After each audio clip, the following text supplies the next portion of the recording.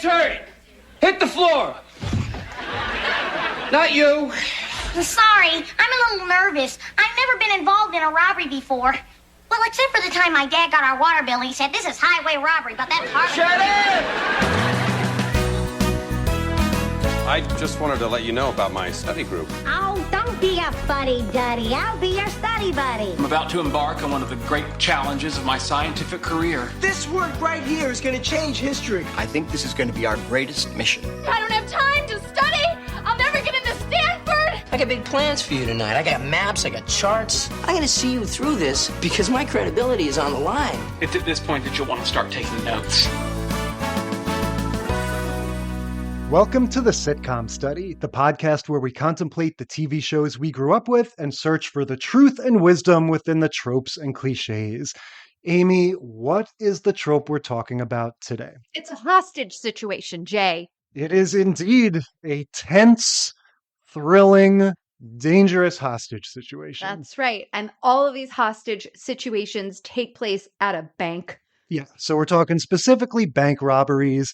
The desire to cover this trope, in my mind, began with the Doogie Howser episode where he and Vinny are held up by gunpoint in a 7-Eleven. And when we started doing the deep dive, we found that there's lots of hostage situations all over the TV sitcom landscape, and a bunch of them are bank robberies. And so we decided to do that first. Yeah. So most of these, half of these are Dog Day Afternoon send-ups, and you're quite familiar with that movie and that plot. So tell us a little bit about the send-up. Sure. Well, I would say, first of all of these are Dog Day Afternoon send-ups, but two of them call it out specifically in the title. So Dog Day Afternoon's a movie from the 70s with Al Pacino that was really popular, prestigious. It just really set the tone for the modern bank robbery in movies. You know, we've had modern heist. Yeah, we've had these forever in the old Westerns and Bonnie and Clyde and so on and so forth. You know, as long as there have been death-defying tales and adventures and cops and robbers, we've had bank robberies. But Dog Day Afternoon in the 70s created this whole new vibe of what if the bank robbers aren't necessarily menacing and sinister? What if they're sweaty and nervous and a little dumb? And there's still a lot of tension and suspense in this situation, but it's not because the bank robbers are scary. It's because the whole situation is spiraling out of control. And so this movie tapped into all of this anxiety that was happening in a broad sense of this post-Vietnam, post-Watergate ennui and this sense of nobody knows what to do anymore and everyone's just feeling disillusioned and jaded about everything. There's lots of references to the Attica prison riots that had happened a few years earlier where a bunch of prisoners and prison employees had been killed by police officers. So there's all of this sense of unrest and anxiety that comes out in this movie, and it establishes all these new tropes of what a bank robbery might look like in the 70s, from the sort of technological aspects of it, of, oh, you need to know about all the alarms that are hidden in the cash registers and stuff like that, to, like I said, on a character level, the idea of let's not even pass judgment. Let's not have a hero and a villain. Let's just watch the craziness simmer as this situation gets more and more out of control. And you definitely have tropes like sooner or later, we're going to need to get food for everybody, and that's going to play into it. So, yeah, I think the specter of Dog Day Afternoon hangs over all of these. Right. And what I noticed about these four shows in opposition to the movie, right? The movie is trying to be suspenseful. The movie is a movie, right? It's not a family sitcom that you're watching in a half hour on, a random Thursday night. The movie has all of that, it can have the violence, it can have all of that fear and suspense built in. These are half-hour TV shows, other than the Diff'rent Strokes episode is a double episode. It was a season premiere. Even so, there wasn't the fear in all of these that you felt or the suspense that you felt from watching the movie. This is definitely a watered down, sort of pales in comparison in terms of the emotional expense that it's costing you to watch it. That's true, but what they do take from the movie is that idea of as the day unfolds and that initial shock and terror dies down, the hostages do become more comfortable and that dynamic starts to change. And in some cases, the hostages are more sympathetic to the robbers than they are to the police.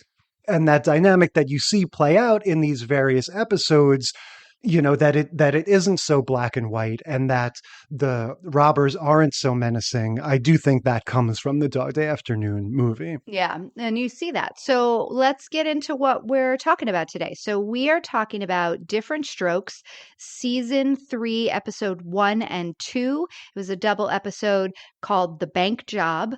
Then we moved on to Family Matters, season 2, episode 7, Dog Day Halloween. Next was The Nanny, season 4, episode 16, The Bank Robbery.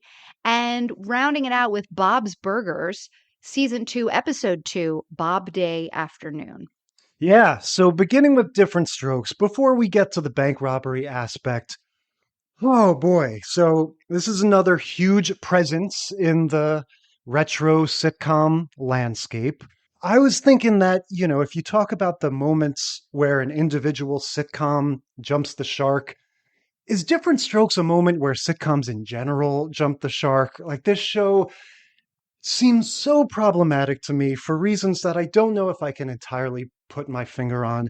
I have so many questions. What's the deal with Gary Coleman? Is he an adult? Is he a child? How does Webster fit into all of this? That's a different show. What is the story with Diff'rent Strokes? So Diff'rent Strokes, the story is, and I think part of the reason you're kind of bumping up against it is it's white savior, right? You have this president, white guy, president of a company, very well off, and he has a daughter, and they live in this palatial apartment on Park Avenue. And the original the first 2 seasons, you see in the credits at the beginning, because this is when, back in the days when credits played at the beginning of shows, you see Mr. Drummond driving to Harlem in his fancy limousine and picking up the 2 boys from their, I guess, old home in Harlem and moving them to his palatial apartment on Park Avenue. And so that is the premise of the show, that this man has adopted these 2 youngsters from Harlem and has, rescued them from generational poverty. Right. So you have that aspect to it, that this is before the Cosby Show. This is after the Jeffersons. And it's, troubling that when you see Black kids in prosperity on TV, it's because they've been adopted by a rich white guy. Right. And Webster has the same thing, basically. Right. It's a couple of rich white people that adopted this little Black kid. Yeah. So that brings me to the second part of my question. I know that both Gary Coleman and Emmanuel Lewis had issues to do with medical their issues. Growth. Right. Yes. How they grew and it made them look younger than they were or something. So that's what I want to know, because I have a very cursory understanding of this. Is this a case where we're looking at a 47-year-old guy pretending to be a baby, or is it just that he's really short? No. So he is 12 pretending to be 9 in this episode. He's just a few months away from his 13th birthday. He had kidney disease that he was born with, and the medicine that they gave him, it had like steroids in it. The medicine that they gave him to help him, be okay and get through and, be more healthy and be able to live a life, also stunted his growth. So both the kidney disease and the medicine they gave him contributed to him never growing taller than, it was like 4'9" or something. And the fact that he had childlike features, like he retained childlike features in his face all the way up until his death. And I think he was in his 40s or something when he died. So yes, he had a medical issue, and that contributed to all of this. And so what you're seeing here in this episode is a little it's a little odd when we look at it from now, where we're saying, oh, this kid, this is an episode where Tootie from Facts of Life is guest starring. So she's going to go to the amusement park with them. And the first half of this episode is the family at the house getting ready to go to the amusement park, and Tootie is coming over because she's going to come along, and Arnold has a crush on her. So they say over and over again that she's an older woman because she's 12 and he's 9. And so there's all these gags about him being so short and her being taller, and him being so young and her being an older woman. And he puts stacks of cards in cowboy boots to make himself taller. And then he comes down the stairs, but he can't walk because the cowboy boots come up to his knees, and he's trying to stand on stacks of decks of cards inside them. And so, yeah, you just got to think, as maybe, like as a 12-year-old, right? Think about life as a middle school aged boy and what it is like to be the shorter kid. And now put yourself on TV and have entire episodes built around this fact. Yeah, exactly. So you've already got the queasiness of this white savior bullshit. And then you've got this kid's, abnormality or condition or whatever you call it being sort of turned into this spectacle or whatever. Now, on the other hand, before I start taking it too seriously, there is a point where I kind of stop myself and go like, well, but he's funny and the show is funny. And even on the racial stuff, like, look, they're trying in broad strokes to paint a picture of a multi-ethnic family and everyone's getting along. And there is a connection, right? So he just didn't randomly go to Harlem and be like, looking for 2 brothers, here's some money. I need to adopt some kids. Their mother passed away and she used to work for him. And so it was more along the lines of like his wife, he was a widower, his wife had died, their mother died. He knows what that's like, is already raising a daughter whose mother has also died, and was like, these kids are part of my family now. I owe that to these kids because I know their mother and she used to work for me. Right. So I feel like what we're saying is that I think more or less their hearts were in the right place with the premise of this show, but there's a lot about it that seems vaguely uncomfortable now. And like you said, this is a 2-part season premiere. So we get a quick scene of dialogue between Mr. Drummond and Willis, because of course, already at this point, Arnold's entrance is an event that doesn't disappoint, because he comes out in full samurai outfit and says, "Arnold is ready, Papa-san." Yes. It's just so clear that he is, He's the comedy. Yeah. And it's the same with Urkel in Family Matters. Like, they figured out really early on that this one kid had the comic chops. And so let's lean into that and give him all these funny bits. And he's got this whole bit with the samurai thing. And he's like, oh, I will now commit seppuku, and waves around a rubber knife, and then has this whole, chaotic death scene.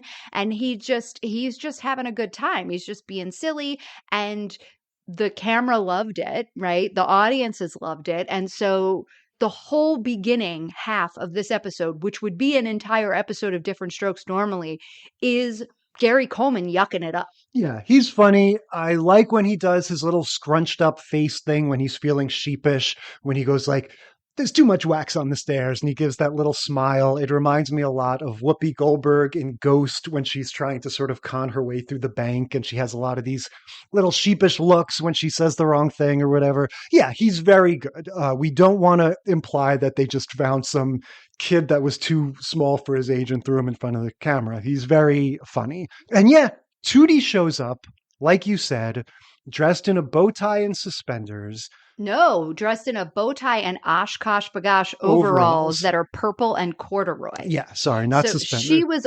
She's also one of these kids that, I mean, at this time she was like 11 or 12. Like, she and Gary Coleman are the same age, but they had her dressed in little kids' clothing. Yeah, and the way she acts is odd to me. Like, I know she's a beloved character and 80s, fixture, but I don't know. She seemed she was delivering lines the way like a 5 or 6 year old kid does, where it's just cute that they're saying anything at all. Right. And she looks older than that. Like it She seemed has odd. that actor thing, that kid actor thing of like, this is how they train you to be funny. You say it just like this, right, Daddy?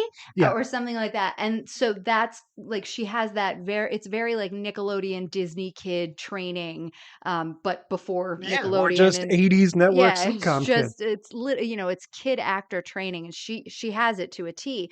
It's so stark in this episode because you have Gary Coleman, who's her same age, not doing any of that. He's Yeah. being hilarious because he's funny and he has good comedic timing. Whereas she is given comic jokes and she's just like, na na na la la. Yeah, she's cute, basically, you know, and Right. she's photogenic, but yeah, the lean in. delivery is not there yet. I do also want to track, because this is becoming more and more of an obsession of mine as we watch these shows over the decades.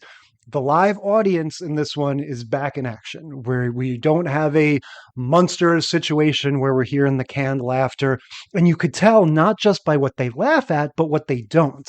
You know, there's a point where Tootie says that aftershave makes you smell tall, because they've told her that he wants to be taller. Now, as far as I'm concerned, that's as much of a joke as anything you're going to hear in this episode. And the audience doesn't react to it for whatever reason. That just didn't land with them.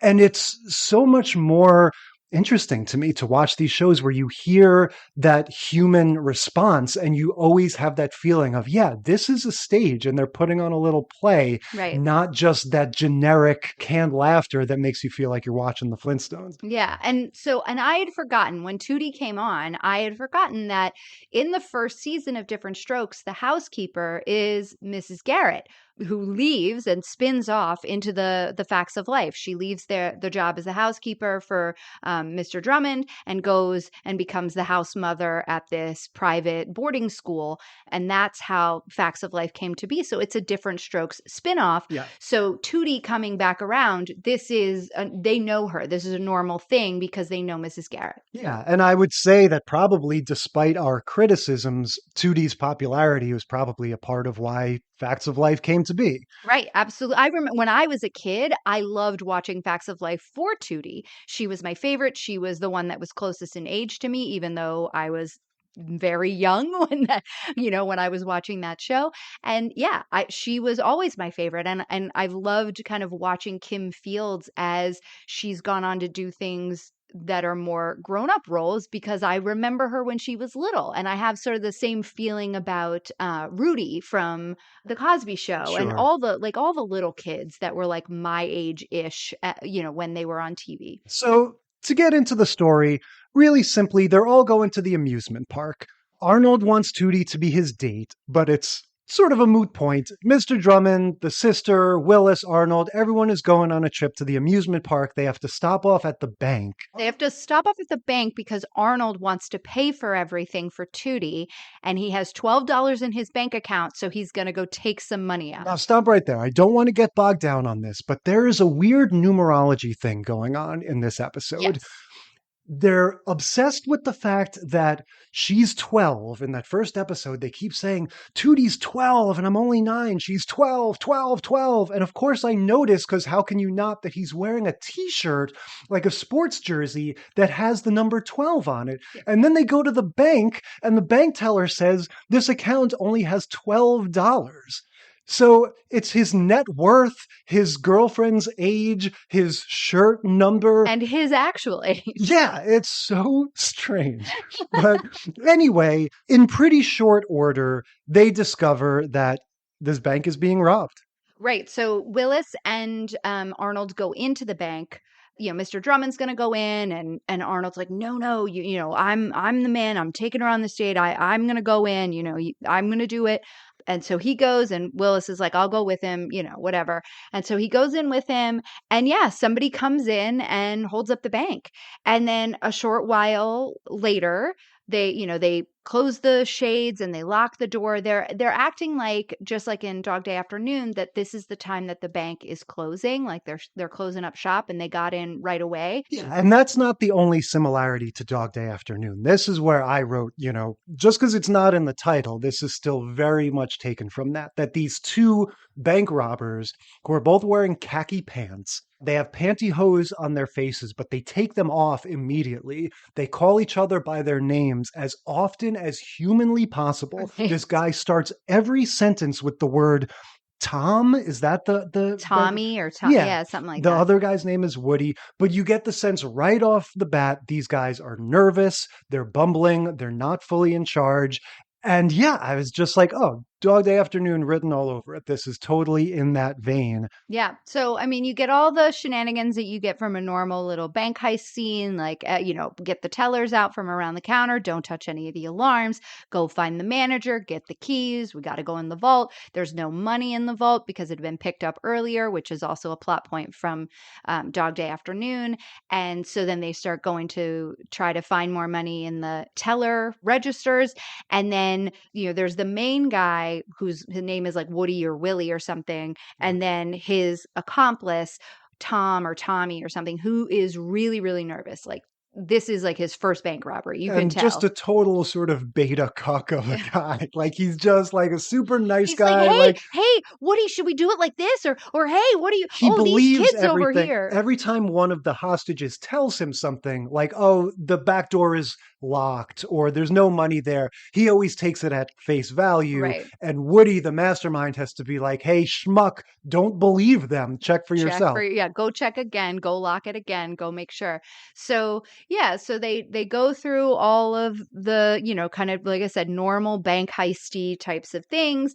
They've got as much money as they're gonna get. They fill up they've got 3 briefcases. They go to head out. And at this point, Mr. Drummond has come over and knocked on the door because he's like, what's going on? My kids are in there. Why is it taking so long? And they're like, oh, no, it's fine, And then he's like, no, my kids are in there. Let me in. So he gets let in at some point during all of these like bank heist shenanigans. And he's in there so long that the 2 girls come over and knock on the window. And they're like, what's going on? And the security guard is speaking through the glass at them and saying, everything's fine, and then does like a face that the robber who's behind him can't see.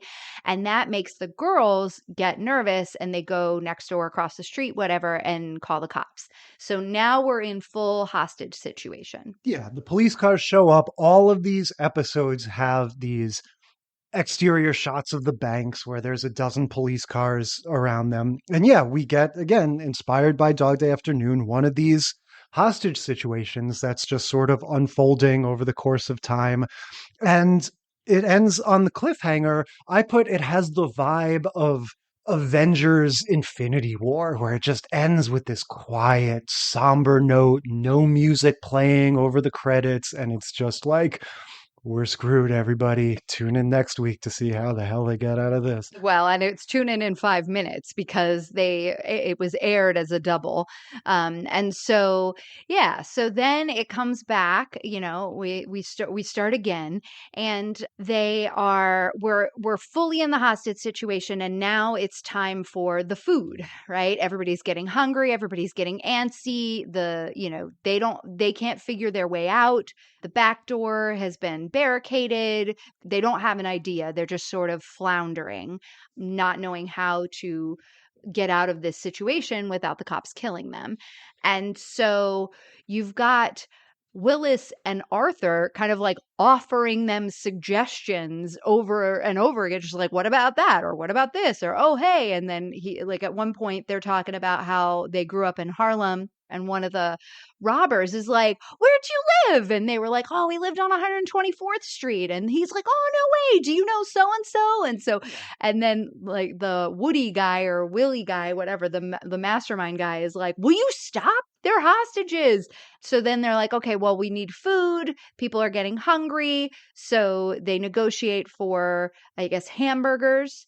And then the hamburgers are going to come in through the drop box, because they bring them up to the door, but none of the robbers want to open the door, and they don't want the hostages to open the door. So they're like, put them in the night drop. And this is where things start to happen, because Willis and Arnold go over to the night drop to take the hamburgers out.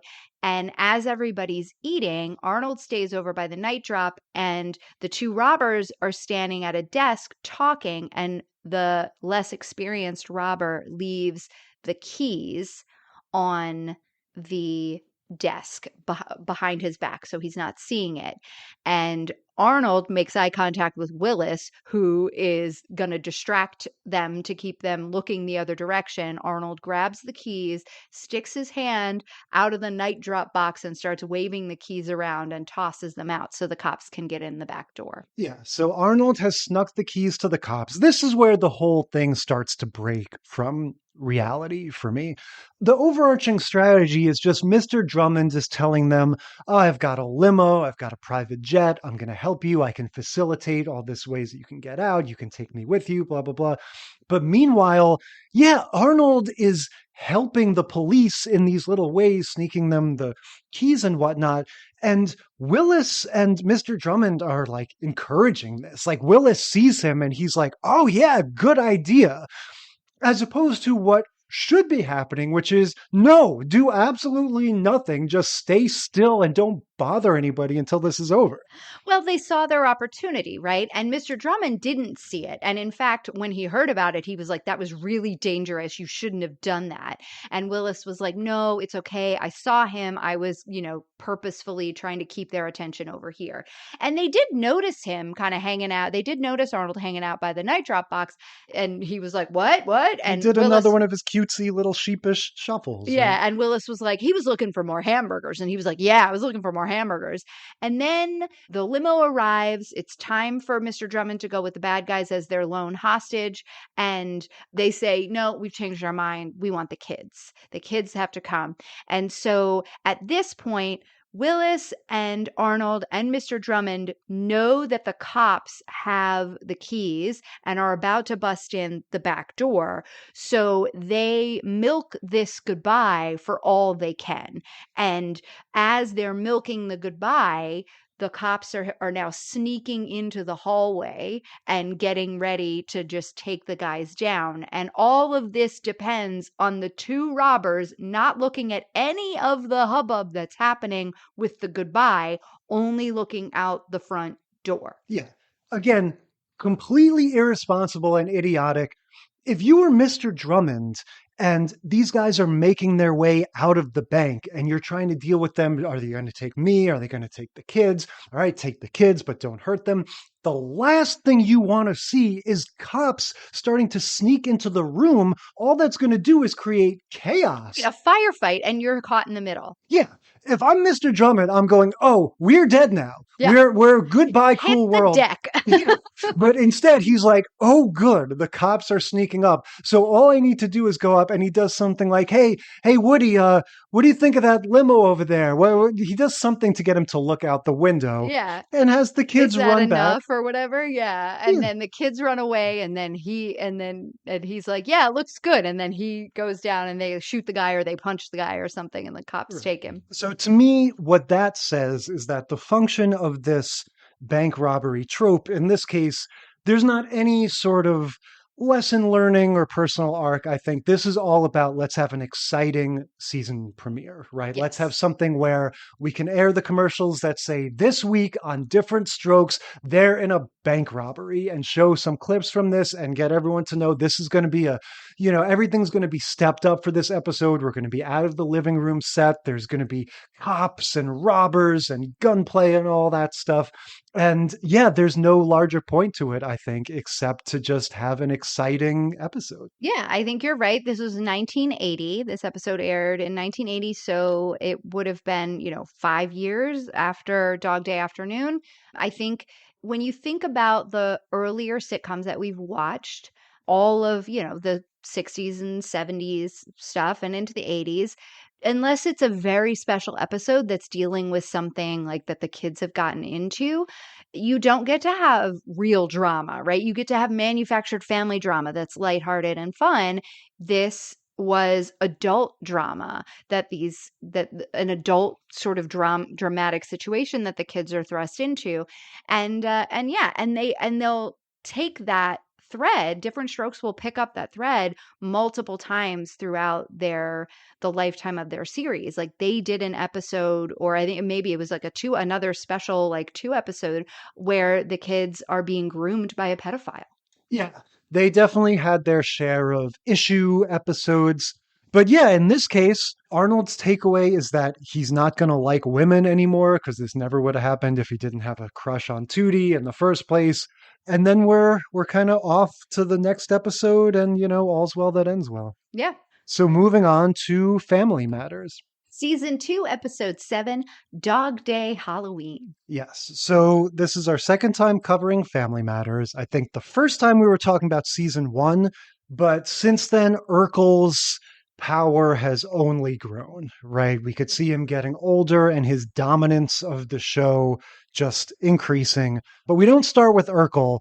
We start with this one with the family decorating the house for Halloween. And the joke about the daughter's messy room is the most family circus type, like wholesome tripe.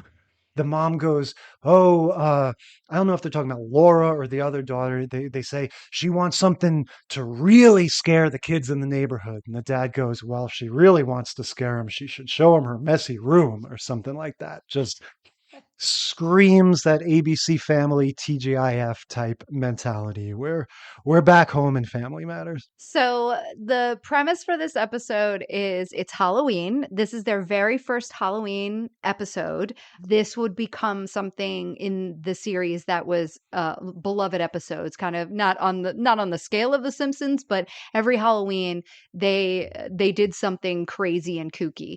So this was kind of their first go, and we have everybody is getting a costume, but they waited till the last minute.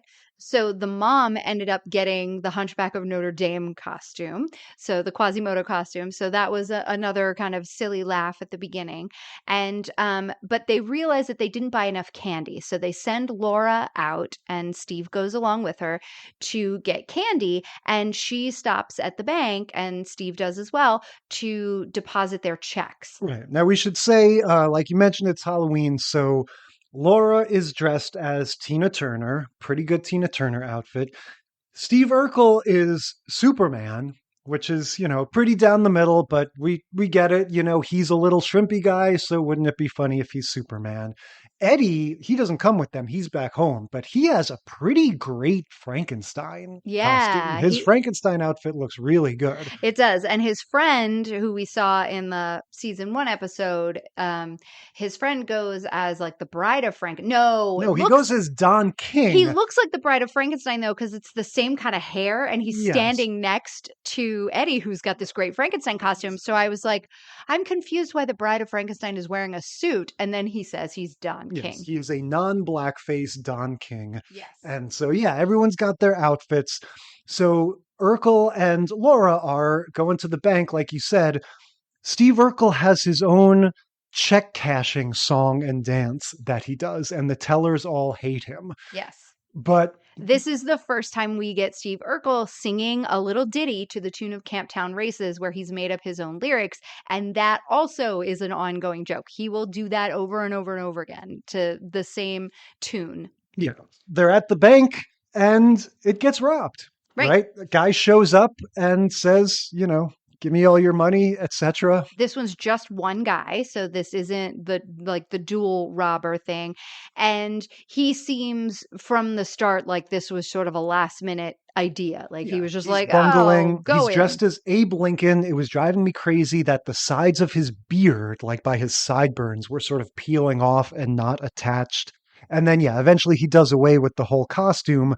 But it escalates into the same situation. We get establishing shots of the bank with the police cars swarming it. Now, of course, Carl Winslow is a police officer, because any character played by Reginald VelJohnson is a police officer. He's on the scene with his comically inept police captain, starting to talk to the robber and negotiate and stuff, but not knowing that his daughter Laura is among the hostages. Right. And so they're having these like he's starting to talk. The police captain's like, oh, should I do this? Yeah.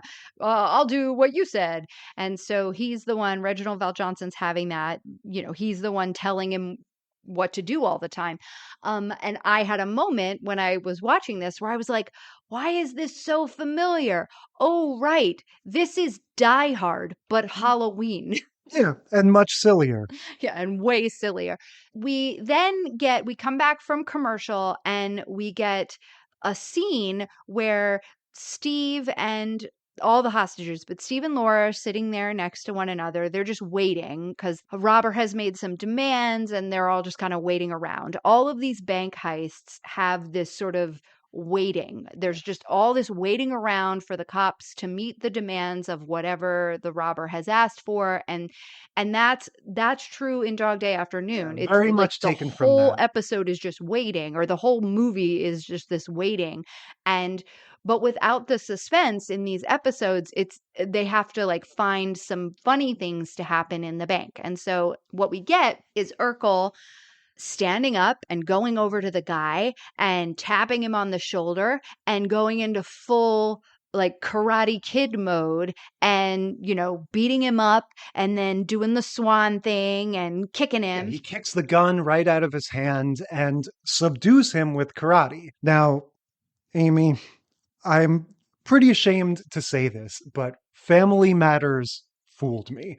I was writing in my notebook, we're seeing this series jump the shark right before our eyes. This is ludicrous. How dare they expect us to believe that Steve Urkel is going to disarm a gunman who is robbing the bank at 12 years old with his karate while dressed in his Superman pajama outfit. But of course, it turns out to be a fantasy, and Steve is just sitting there thinking about disarming the guy with his karate. That's right. And then he says the same thing to Laura that he says in his fantasy. He stands up, he goes over, he taps the guy on the shoulder, and before he can even get his finger on the guy's shoulder to tap, the guy turns around and is like, what do you want? And waves the gun in his face. And he completely just melts as a normal human would when a gun is pointed at their head. He's like, oh, nothing. I just know. And freaks out and then goes back and he's like, well, go sit down. And then he goes back and sits down and he feels horrible about himself. He feels like completely dejected. And this is where we start to differ a little bit from Diff'rent Strokes, because even though I'm not going to say there's a hugely impactful or complex theme or moral to this, we're laying the seeds of the idea that Steve feels impotent. Steve feels helpless, that he can't do anything about this. Right. He loves Laura and he wants to protect her. And what we get in this episode is him realizing that he can't. Yeah. And it leads to, at the end of the episode, a really heartfelt scene between the dad and between Carl Winslow and Urkel about bravery and what bravery really looks like. Right. But before we get there, I just want to say really quickly, we do check in with the family and get some of their Halloween costumes, because Harriet now has her Hunchback of Notre Dame outfit. She looks terrifying. She looks like the Skeksis from the Dark Crystal. Oh, she does. Good call. It is quite a sight. Meanwhile, I noticed the younger daughter is dressed as Janet Jackson from Rhythm Nation 14, which dates this episode pretty much to the month, I would say, from when this came out in like hip hop culture. And keep in mind, this is the same show that last time we saw it, one of the characters said, I came over with the newest Janet Jackson video on video cassette.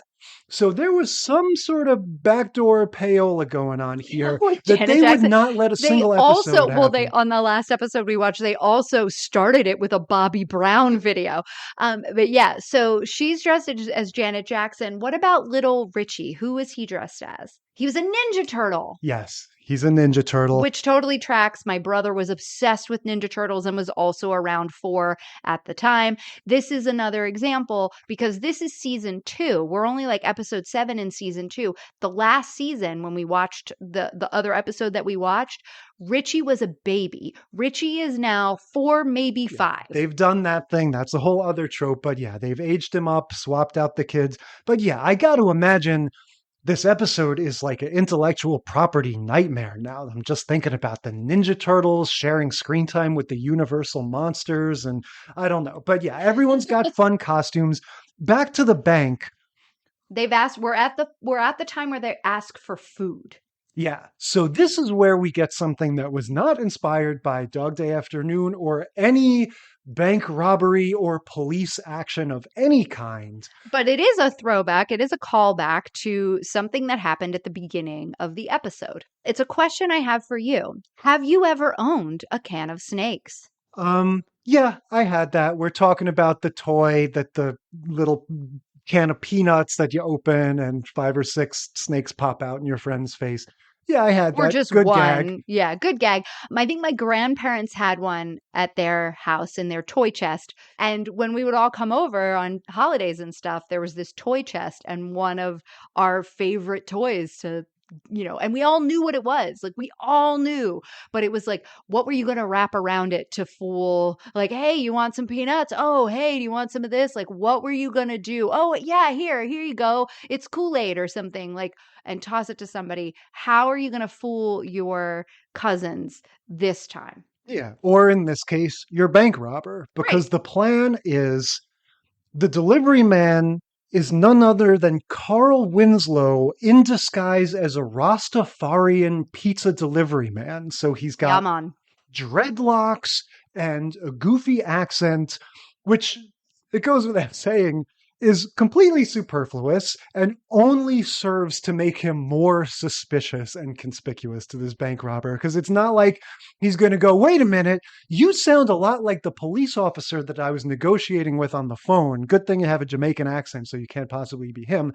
But anyway, yeah, he opens up, he has 2 pizzas. He has 2 pizzas. And do you see the shenanigans he does? I was just going to say, he's pulling the thing like Wallace Shawn in The Princess Bride of like, one of these cups is poison and one isn't. He's got to get just right that this guy... I built up a tolerance to iocane powder.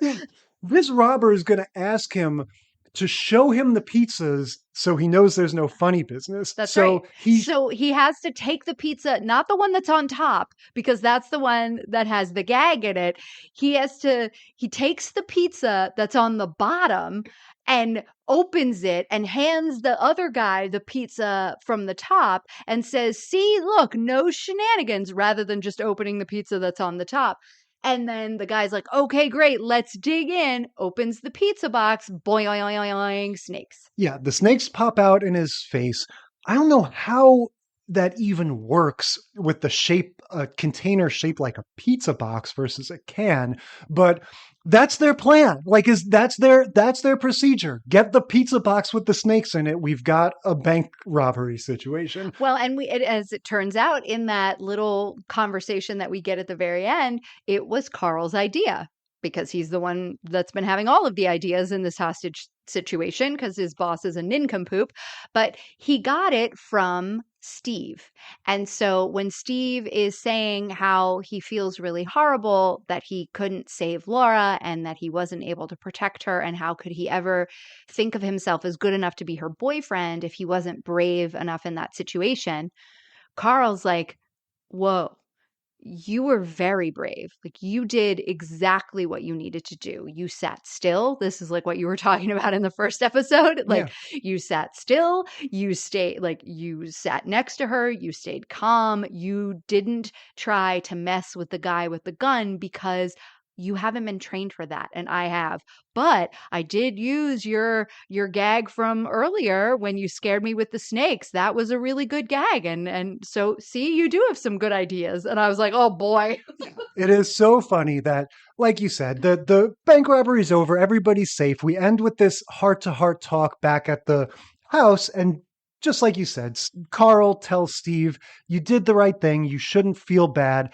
I only know what to do because I've been trained for this situation, which is exactly the right response. But it's just so absurd that in this world, what trained means is I know how to put on a crazy wig and do a Rastafarian accent and fill a pizza box with fake snakes. But there you have it. That is Family Matters. Moving on to The Nanny. All right, so now we're up to The Nanny, season 4, episode 16, yet another holiday episode, this time Valentine's Day. Yeah. So, what's your relationship with The Nanny? Because this is one, I didn't watch this when it came out. My mom kind of liked it. My dad hated it with a passion. To this day, he remarks upon it randomly now and then as the most annoying, TV character to ever exist. So were you in on this? Are you familiar with it? Yeah, so, well, The Nanny is one of these ones that came out when we were in high school. And so that, my social life was different in the evenings. It was no longer, around the time, this is 1997, February 97. So that I was like a junior and I was busy. So I wasn't home on a lot of nights. I was doing rehearsals and I was doing, we've talked about before, I was in a lot of community theater and school theater and stuff. And so I had a life and I wasn't watching as much TV. However, I watched a lot of this in reruns, and when I was home, I did watch it. It wasn't a favorite, but I liked it. And I thought Fran Drescher and the annoying laugh and the voice and everything was hilarious. So this is basically, the premise of this show is like The Sound of Music if Julie Andrews was an insane Jewish caricature, right? Right. And that's how the idea came about. So Fran Drescher and her husband, who is also the executive producer, they're like co-executive producers. Fran had this idea when she went to see A Sound of Music with a friend of hers, and she was like, oh, we should do it like a fish out of water story. So we talk sometimes about dropping into the middle of these series, not totally being up to speed on where we are in the story and stuff. This one, I really felt like, what the hell am I doing? This is, like you said, season 4.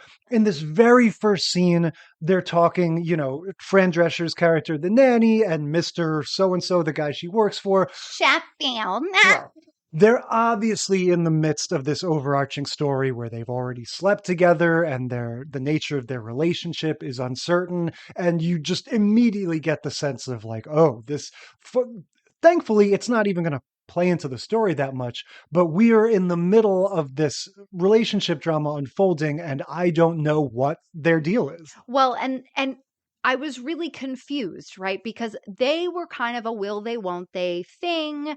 And then they weren't. They were a will they. It was happening. And so when this episode started and Mr. Sheffield is talking about how he got her, he's telling Niles, the butler, that he got her this Valentine's Day card that was, you open it up, like what rhymes with Cupid, and then you open it up and there's a mirror inside and it's like, haha, it's, looking at you, stupid, or whatever. And how that was so funny because he was trying not to lean in any further on this relationship stuff that they've had going on. And then in his defense, when she gets mad at him, as she should, because what a shitty Valentine's Day card, when she gets mad at him, he's like, you always misinterpret everything. We end up naked in a hot tub, you misinterpret it. We wake up next to each other in bed, you misinterpret it. I say I love you, you misinterpret it. And it's like, I wrote down, is he a dick? Like, do I just not remember him being a dick? But it just seemed like we were walking into this part of their relationship where all of these things had happened, yet he was still unwilling to think of her as anything more than his employee. And she's like, forget you. You love me. Like, you've already said you love me. We're in a relationship. But yeah, I was like, man, this is crappy. This guy sucks. Like, Fran's better than this guy, peace out on him. Yeah, we're in the middle of act like 2.5 of their relationship. They've started sleeping together. They're obviously completely up in the air and not on the same page. And again, it doesn't really factor into this story that much, but I would just say, you diehard nanny heads out there, forgive us for not knowing exactly what we're talking about. The other thing I want to say before we get into the bank robbery aspect, because, like I said, I wasn't super familiar with this show, and ultimately I didn't necessarily like it that much. But one thing I will say, one of the best opening theme sequences in TV show history. The song is amazing. The retro animation, it's so great. I love that opening title. Yeah, it is reminiscent of I Dream of Jeannie. It's, this snazzy retro aesthetic to both the animation and the music, and it's really good and charming, and the song's really catchy, and in the style of I Dream of Jeannie, it tells you the whole premise of the show. And so I'm putting it out there. I feel like this is one of the most extreme gulfs of quality between theme sequence and actual show. And they do a wonderful job at marrying Nanny and Fanny in a rhyme structure, right? She was Sure. out on her fanny. Yeah. So getting to the actual show, Fran Drescher, what's her character's name? Fran. Easy enough. Fran has her whole little entourage, right? She has her mom. She has her mom's friend, or maybe an aunt. It's another older lady. That's her grandmother, Yetta. So it's the three of them that go to the bank and... Right. So there's a reason that they go to the bank, right? This opening sequence that we get about it being Valentine's Day, all that serves to do is just set up that this episode is going to be one where we're not going to see Nanny Fine and Maxwell Sheffield interacting so much because they're in a fight. And she's mad at him and she's like, you gave me a crappy Valentine's Day card. You said you didn't mean it when you said you loved me. I'm out of here. Like, you're horrible. So then she goes downstairs all in a state, and Sylvia, her mother, and Yetta, her grandmother, are there. And Sylvia is telling Nanny about this new young boyfriend that the grandmother has, that Yetta has, and the young boyfriend is 60, and there's no reason he could possibly be interested in Yetta except for he's after her money because she gets $200 a month from Social Security. So that's what he's after. So they have to go down to the bank to make sure that the joint account that Sylvia and Yetta share actually requires 2 signatures, so this guy who is a gold digger can't steal all Yetta's money. So they're at the bank. At this point, this is the same old process we're used to. Robber shows up. This guy makes the other robbers look like cool cucumbers, right? This is our most inane guy yet. This guy is like a sitcom version of Steve Zahn. Yeah. He looks very similar to him. He is kind of his name's Peter Scolari. He's like a regular player on many different things. Isn't that the other guy from Bosom Buddies?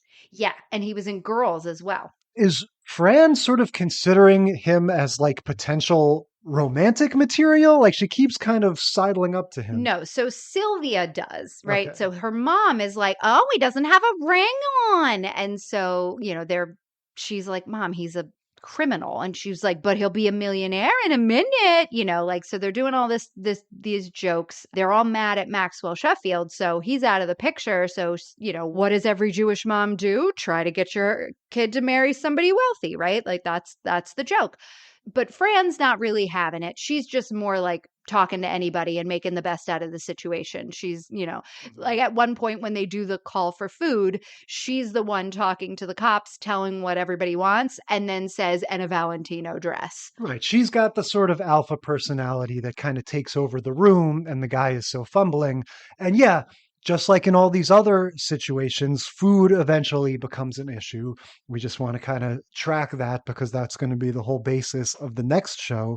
I guess what I noticed was that, like you said, none of these shows capture the tension of Dog Day Afternoon or any number of bank robbery movies, but this one is especially jokey. This one really doesn't want you to ever take seriously any element of danger or menace or anything. Right. He comes in, he doesn't have it. He has a ski mask on the top of his head, and you can only tell that it's a ski mask and not a beanie because some hair is sticking out of the hole that's been cut in it.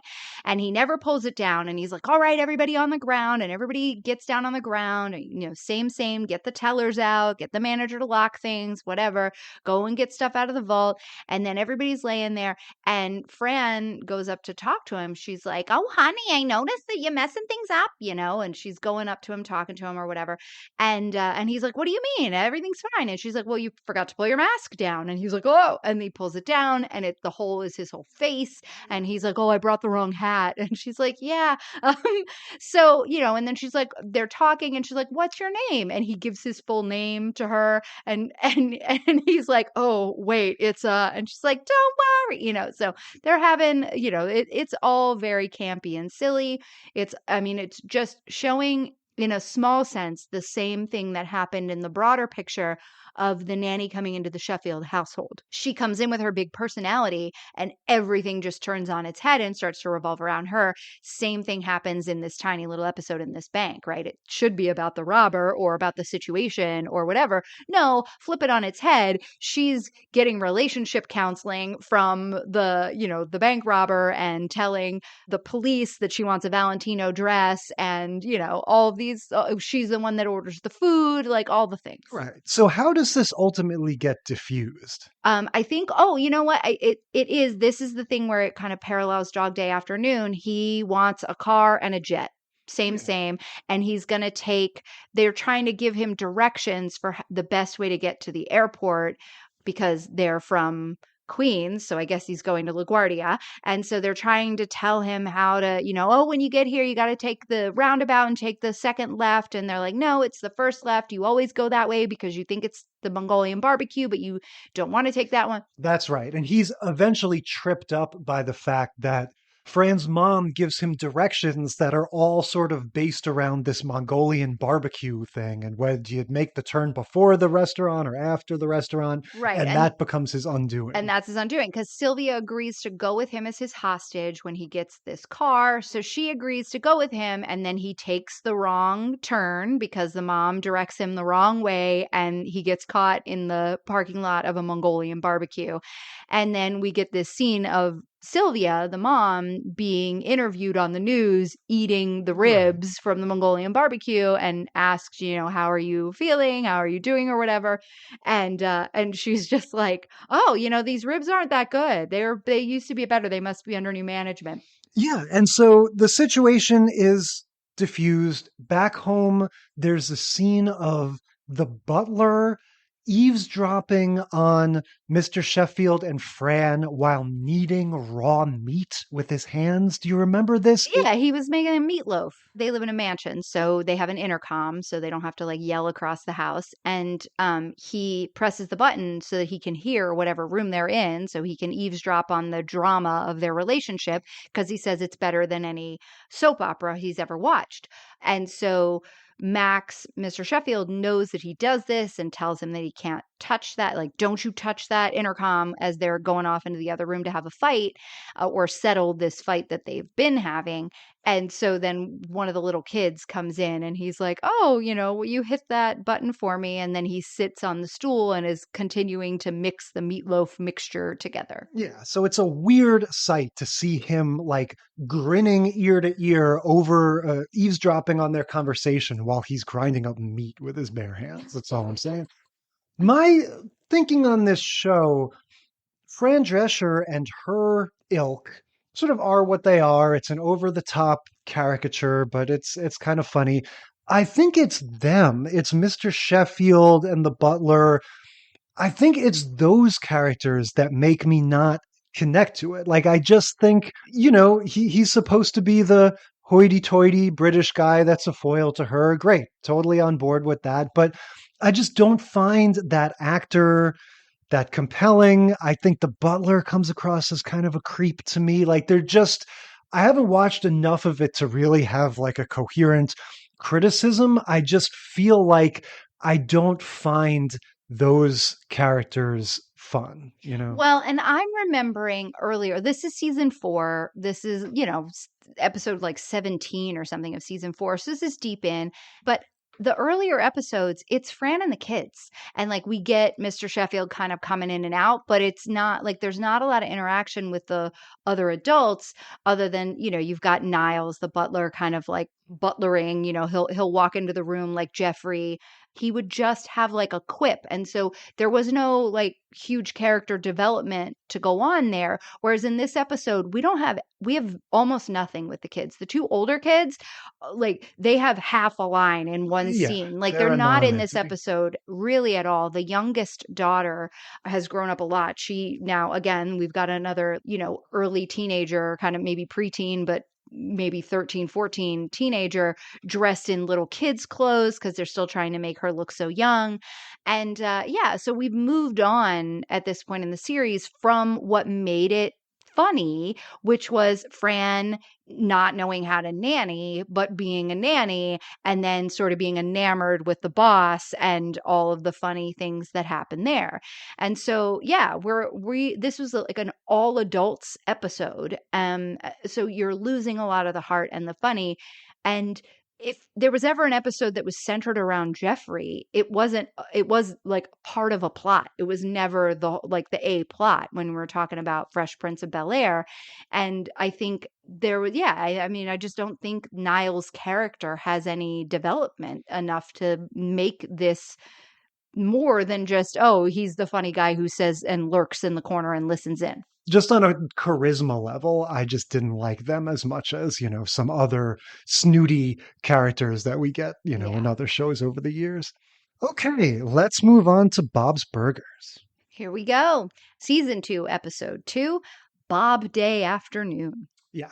Now, I'm a huge Bob's Burgers fan. I think this is one of the best shows of the 21st century. I think we talk sometimes about the different sort of attitudes and sensibilities a show can have. Some are more positive and benevolent. Some are more sort of mean-spirited or nasty. And I feel like this one was really a response to that Seth MacFarlane Family Guy trend of everything is getting more and more kind of prickly and mean. Bob's Burgers just has so much positivity. It's all about the silliness and weirdness and craziness of this family, but the humor never comes from a place of hostility or alienation or anything. And I just love it. It's such a unique sort of voice and personality that it has. Those actors that do the voices and everything, just really, really good show. So what's your experience with this? I struggled to get into Bob's Burgers because I was a huge fan of Archer, and I couldn't, like, H. John Benjamin's voice is H. John Benjamin's voice, and he didn't do anything different between Archer and Bob. And it just, when I started to try to watch Bob's Burgers, it did not compute. And I was like, I need to get fully through Archer, sick of it, forget about it, be done with Archer before I can move on to Bob's Burgers. Because otherwise it's just Archer doing this weird, like, schlubby dad character. Yeah, that's funny. And of course, I knew him back from Dr. Katz when he played Ben the son. It is funny, John Benjamin is, he does some stuff as a live action actor, but he's such a formidable voice presence. And you're right, it's one of those things, his voice is very distinctive, so I can see how it would be distracting, and those shows and characters are so different. But nonetheless, I love it. I love him. I love Kristen Schaal, especially as Louise. Oh my gosh, she's hilarious. Yeah, the whole cast is really good. But now, I mean, and I'm late to the game, right? Because we're 15 seasons in or whatever. It's been on for like 14 years or something into Bob's Burgers. But now I can absolutely watch Bob's Burgers with, love and admiration for all of the reasons that you said. So this episode begins with a bit that I thought just really kind of summed up the whole sensibility of the show in a nutshell. They're sitting around the table And then something prompts Gene to want to crawl back into his mom's vagina, basically, right? He runs under the table. He's like, let me in there. That's a running thing with his character, that he's a mama's boy, but in this sort of peculiar way. But just in general, it's like the family loves each other so much that it's weird, and they show it in weird ways. And the whole thing just, what can I say? So the setup for this episode is Bob and family need to restructure their loans because they're late on their mortgage payments for both the store and their house, because the restaurant is their house.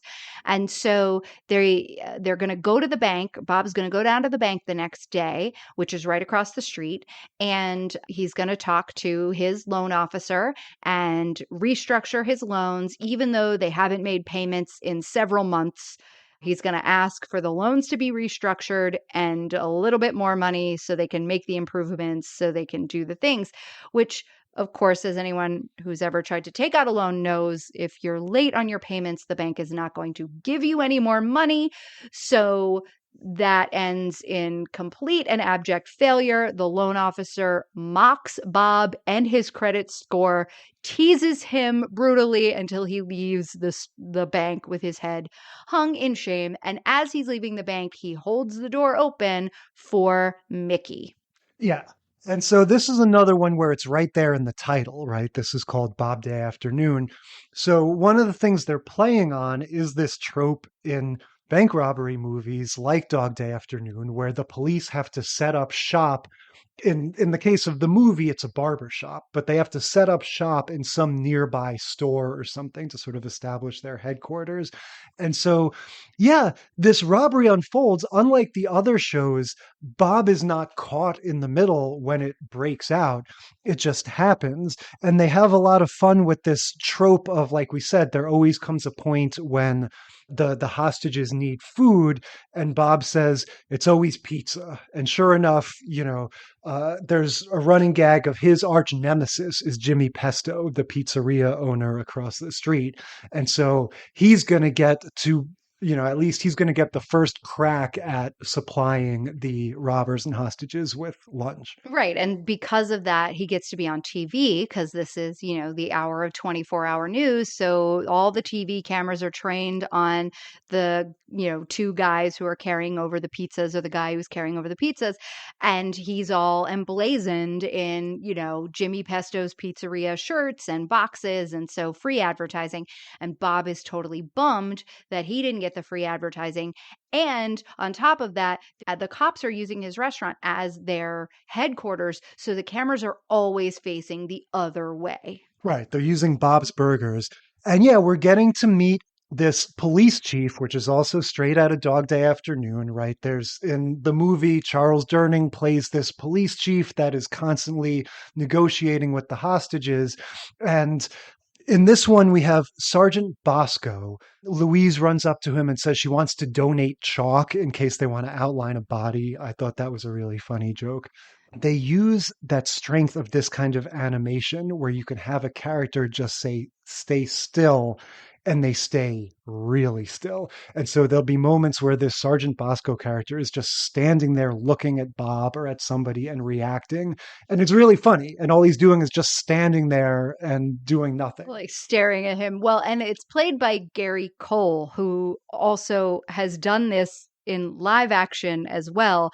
And is that character who just like stands there and stares at you until you realize you sound like an idiot, or makes you feel like you're sounding like an idiot, even when you're not. He's Lumbergh from Office Space. No connection to Gary Coleman, of course, of Diff'rent Strokes fame. But yeah, so Jimmy Pesto's pizzas are going to be delivered by a sort of like by a robot, almost like a bomb diffusing robot, but it's like a food delivery robot.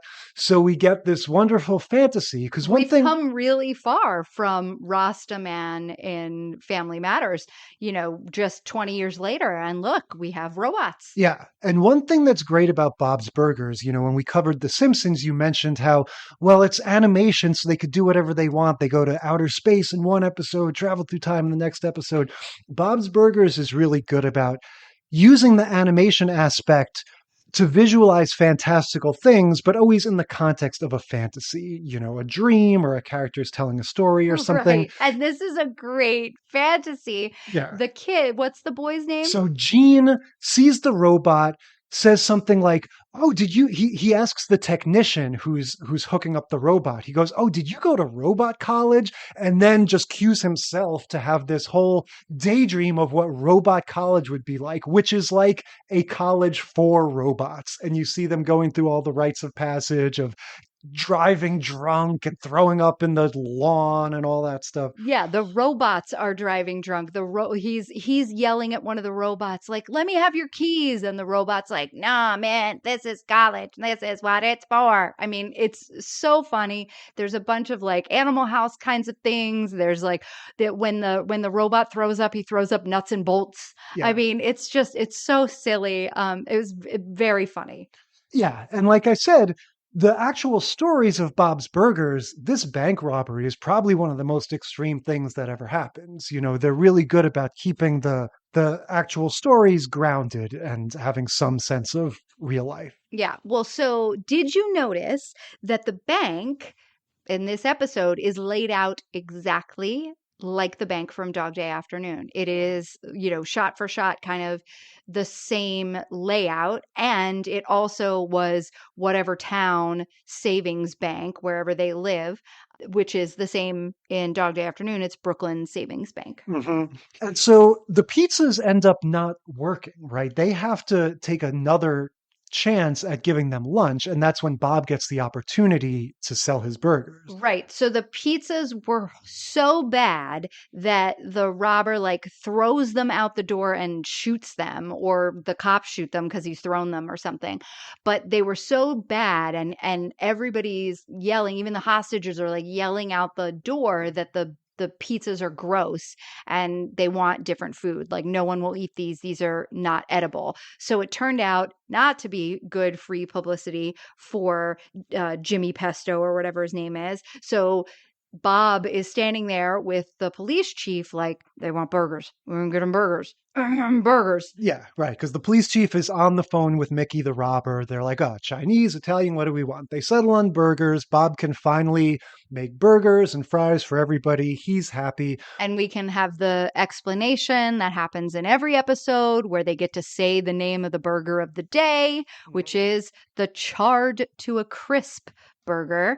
So he's on the phone with Mickey. Bob's on the phone with the robber who's named Mickey, played by Bill Hader. And they're having this conversation about what kinds of burgers, what does everybody want? Does everybody want cheese? Whatever. The special is the charred to a crisp. And then the robber's like, "Wait a minute. What? That doesn't sound good." And he was like, "Oh, I was doing a play on words. It's got Swiss chard on it." And he was like, "Oh, that's funny." So. Yeah. So they start getting along. This robber, played by Bill Hader, starts to like Bob, and he becomes the sort of go-between. Captain Bosco is like, "All right, why don't you take these burgers over and, you can sort of be our inside man," right? Yeah. And he's like, "I don't want to do that." And in the meanwhile, Louise has her whole thing in this episode is that she has to write a paper about someone that she admires. So she decides that she's going to write it about this guy, Mickey, the robber. And so she keeps getting on another extension in the home because the phone is now a direct line. Their phone in the restaurant and their home is now a direct line to the bank. And so anywhere in the house, the kids and the wife and everybody, they're just picking up the phone and they can talk directly to the robber in the bank. So she's on the phone interviewing him, and the cop tries to pick up the phone and talk to him, and he's like, "What's going on here?" Yeah. So Bob ends up in the bank and Right, starts sort Tina- of bonding. Well, so he wants to get the free publicity. So he was excited at least to take them over, but they have him going, rather than sending in the robot, they have, like you said, he's the inside man. And as he's walking out, he realizes that there's no branding on the bags that have the burgers in them. And Tina comes over and draws something on the bags, and it looks like penises. And everyone's like, "What's that?" And she's like, "Oh, it's fish." And he's like, "Why is it fish? It's burgers." And she's like, "Well, it was easy to draw and I only had a second." Yeah. And so the afternoon unfolds again, a lot like Dog Day Afternoon. And then we get, just like Dog Day Afternoon, we're going to negotiate a sort of passage where we're going to get everybody, we're going to move all the hostages and the robber together by having the hostages form like a sort of human shield, a ring around the robber to protect him from snipers as we cross the street from the bank into Bob's Burgers shop. And that part is just like Dog Day Afternoon. But then the robber goes, and you police have to make a huddle too. Just, because we're doing it, you should do it too. Yeah. And I asked her, I was like, why are the cops in a huddle? Like they're randomly swapping places across the street. But yeah, what ultimately happens is Bob convinces Mickey to give himself up. He says, like, look, you're probably going to go to prison no matter what. Because again, the robbers are getting increasingly incompetent with every passing show, right? So at this point, he has no plan. He's not even really entertaining the notion of getting out of this. And Bob is like, look, let me take you back, give you a good burger, let you, go out on your own terms. And Mickey, he says he wants to go out with grace and not end up, on the sidewalk with his pants halfway down like his partner did. That's right. That's right. He doesn't want to get tackled and they pull his pants down and then he's all over the news with, half his butt hanging out. So he's like, I'm going to go out on my own terms, and goes over to, that's why they form the little phalanx around him. He gets to go over to Bob's Burgers, have a burger, have a last meal, and then is going to, try to make a run for it, I guess. Yeah. And so the same thing happens. At first, he's like, he wants to go out gracefully and just give himself up. And then he's like, no kidding, I'm going to make a run for it. And ends up getting tackled, but his pants still stay on. So he feels like he's salvaged some of his dignity. He says, my pants, in slow motion as they tackle him. Yeah. So this one reminded me of when we covered the Community episode. And it's like we had talked about the older shows that bought into this trope in this very kind of trite and hackneyed way. And then we got to Community and it's like, yeah, we're calling that out. We're having fun with the cliche. And this was that same thing. It's like, all right, you've all seen a bunch of bank robbery movies now. You know how the cops have to set up shop in the store across the street. You know how 2/3 of the way through the movie, they all have to order pizza and sit around eating and stuff. So wouldn't it be funny if the police set up shop in Bob's Burgers? And wouldn't it be funny if Bob was the robber's accomplice instead of Frito from The Godfather? And yeah, it's having fun with those tropes. Yeah. It makes me think these shows that we talk about, Community, Bob's Burgers, where they've taken the trope and said, let's look at it for what it is and let's laugh at it for what it is and yet still make good out of it, right? Is that kind of the heart of Gen X cynicism, that we just put on blast, but send up with both love and, a wink, these things? I immediately go to Scream in the 90s, how that was like, we're going to acknowledge and make fun of all the horror tropes, but also still try to be an effective slasher movie. The other way to think of it is just playing on that shared knowledge we all have of, again, like Community or Rick and Morty or something. It's kind of taking a step back and saying, okay, everyone that's between the age of, 15 and 50 has seen Back to the Future and has seen The Breakfast Club or whatever it is, and going, okay, so if there's nothing new under the sun and we're not going to come up with a new story that nobody's ever seen before, maybe we can come up with a fun spin on these tropes that everybody grew up with. Right. So like if you know something's coming because you've seen it 100 times with all these other shows that have done it earnestly, we're not going to try and trick you or fool you or, get away with something. We're just going to do the thing and we're going to laugh about it as we're doing it. And also still, because we're pointing it out and saying we're doing what we're doing, then that enables us to have a different ending or some kind of moral or some more heart. Because in this Bob's Burgers episode, this actually starts their friendship, right? The family becomes friends with this character Mickey, and they like, isn't he like a prison pen pal for Louise or something? Bob's Burgers sort of took a page from the Simpsons playbook, where once you introduce a character for whatever reason relative to the story, that just becomes part of your community, and you can bring him back and, you know, use him in all kinds of different ways. So yeah, this Mickey character shows up a few times throughout the series. I don't remember honestly what the different instances are, but he's always a rascal, and it's always one of these, do we trust him or is he going to screw us over or whatever? But yeah, he's a fun character. And the other way that you can look at this is just that sort of Rosencrantz and Guildenstern thing of like approaching it from a different angle and going, oh yeah, you know, again, if there's always going to be a need to give them food, or if there's always going to need to be some random storefront that we shack up in, isn't it funny to sort of take it from that point of view? So that's Bob's Burgers. As far as the other ones, I think the Gary Coleman character has in common with the nanny the way, like you were saying, she dominates every situation. And so in both of those cases, you have that thing of maybe it's a bank robbery, but once the nanny is there, or once Arnold Drummond is there, it becomes all about them. And they just sort of have that dynamic where they take over the room. And now all of a sudden the bank robbers are like, oh, didn't bargain for this or whatever. But yeah, honestly, where it gets you is, you know, again, an exciting way to sort of kick off your season, you know, put our characters in peril and have things just sort of be stepped up a notch. And, you know, if you really want to be generous, teach a lesson about, especially if you are a child, don't try to do anything fancy. When you're in danger, leave it to the professionals and just do what you're supposed to do. Right, which we really only get from Family Matters. The nanny, there's no lesson in the nanny. That was just silliness, the whole thing all the way through. All right, so much for Bank Robberies. What are we talking about next week? Next week, we're doing a deep dive into Julia Louis-Dreyfus. We're going to start it where it all started. Well, at least the big break, which was Seinfeld. We're going to watch season 7, episode 9, The Sponge.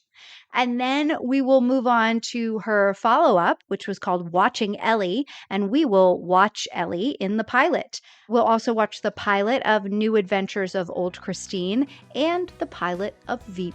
Yep, so we'll be talking all about JLD next week, and until then, we will consider this segment of the sitcom study concluded.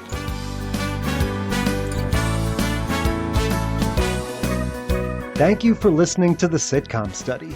Tell us what you think or share your own TV tropes and topic ideas by sending a self-addressed stamped email to sitcomstudypodcast@gmail.com or find us on Facebook or Instagram. And if you like the show, consider leaving a rating or review on your podcast app. It helps us boost those precious Nielsen ratings. The Sitcom Study is recorded in front of a live studio dog.